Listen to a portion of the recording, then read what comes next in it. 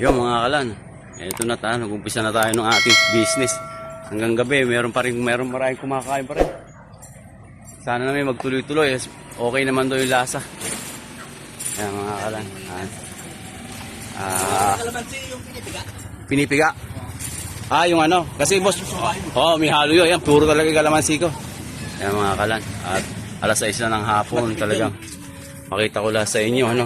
Ayan, nakaubos tayo. Simot talaga mga kalan. Isang number 1 na kaldero.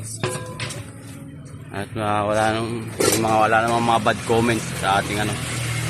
Ayan. Yan nga oh. Kaibigan ko talagang ano yan. Nanghatak pa talaga ng mga customer eh. Kaya salamat sa ating kaibigan na yan. Ayan. Marami dito mga idol. Ayan, mga idol. Ayan. Ayan, masarap daw sabi mga idol. Okay, talaga?